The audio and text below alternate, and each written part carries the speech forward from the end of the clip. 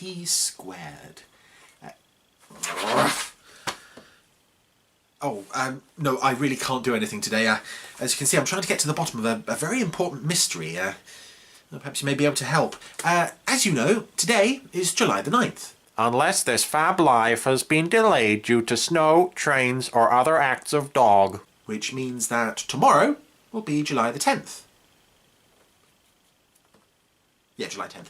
And for those of you who don't know, July the 10th is a very important day in the Captain Scarlet universe. Lots of things going on. So I'm going to talk you through some of those things now because there's actually a bit of a mystery to be solved here.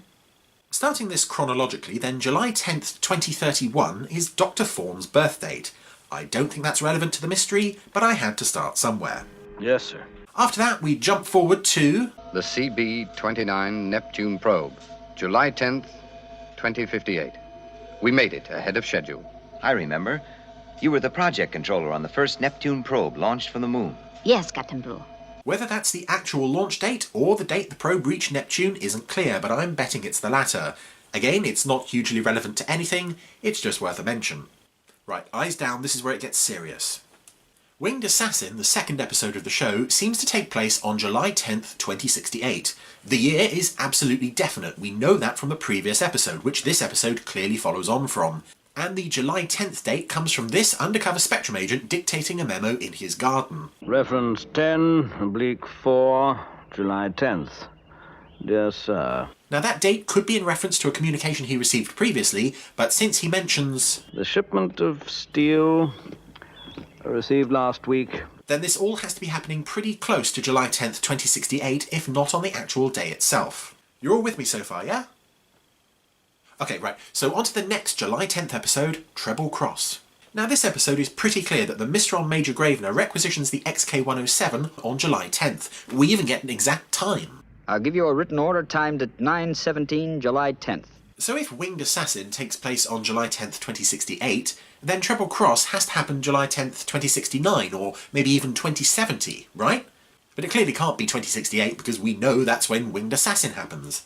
Except that Treble Cross actually gives us the exact day that this particular July 10th falls on.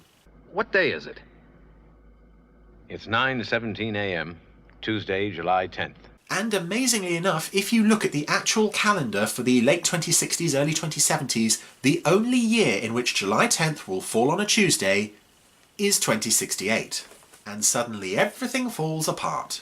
So, we have now established that 2 episodes of the show take place on Tuesday, July 10th, 2068. Again, we could give Winged Assassin the benefit of the doubt and say that the chap in his garden was referring to a memo received on July 10th, but that would then place Treble Cross before Winged Assassin, before Captain Scarlet had been returned to duty, and before Spectrum knew as much about the whole retrometabolism thing as they clearly do in Treble Cross. It's not really terribly likely, is it? So, incredibly, Winged Assassin and Treble Cross kind of both have to happen on July 10th, 2068. But there's one more episode with a July 10th date, and that's Flight to Atlantica, so let's take a look at that. Maybe that'll clear up some of the issues. Today, July 10th, is Spectrum's first anniversary.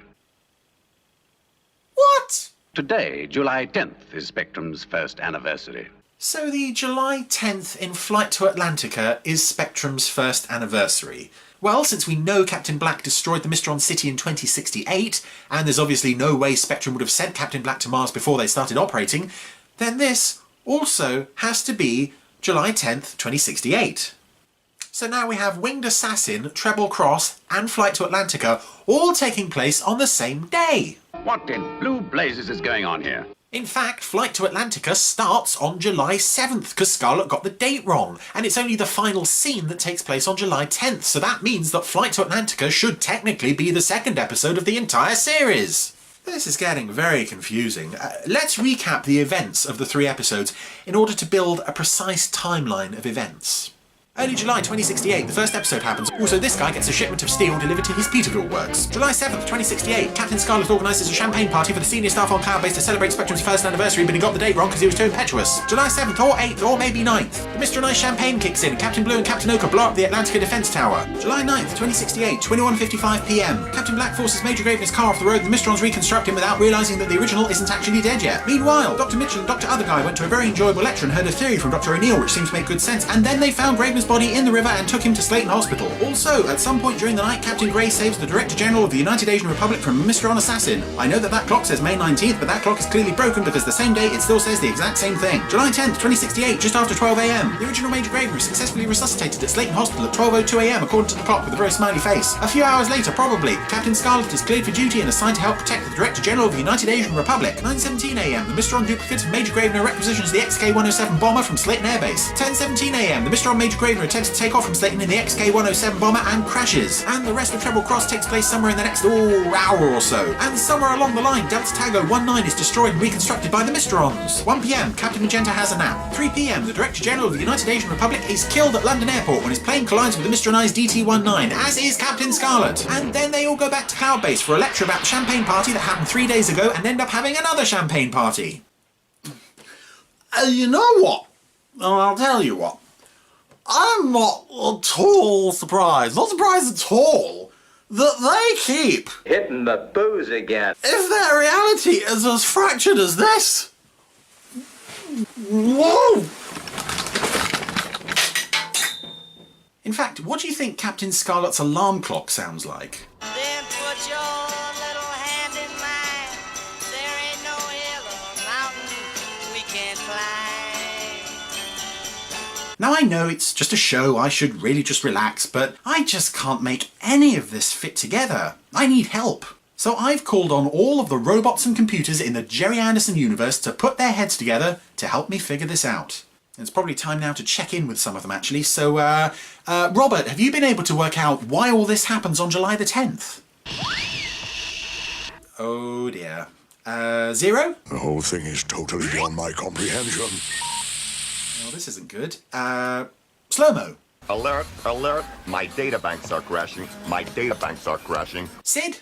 Oh, give me a home where the buffalo roam. No, other Sid. Moonbase Alpha? Great. So now I've broken all of the computers in the Gerry Anderson universe and I'm still no closer to figuring out this whole July 10th thing.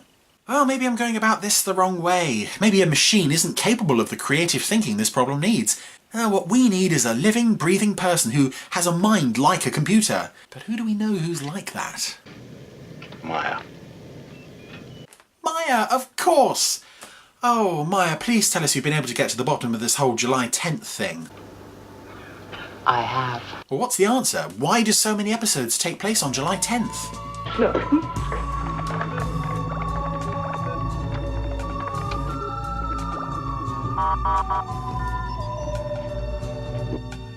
Oh, so Tony Barwick, who wrote 2 episodes of Thunderbirds, 21 episodes of Captain Scarlet, 16 episodes of Joe 90, 4 episodes of The Secret Service, 14 episodes of UFO, 10 episodes of The Protectors, 2 episodes of Space 1999, 35 episodes of Terrorhawks, and all 22 episodes of Dick Spanner, just slipped his own birthday into the scripts because he could. Well, in that case, and for all of the enjoyment he's brought us over the decades, I think the least we can do is say, Happy birthday to you. But speaking of birthdays, it was mine on Friday, none of you got me a card, but speaking of birthdays, if Spectrum are reliving July 10th over and over and over again, how come Dr. Fawn never gets a birthday party? After all he's done for those people, why doesn't he even get a card? I forgot all about it. It's all right. Looks like everyone forgot. Well, I don't know why not, but I've got to get to work on the calculations. I've got to try and figure out why this is. Got to break the cycle. I'll see you next time. Bye.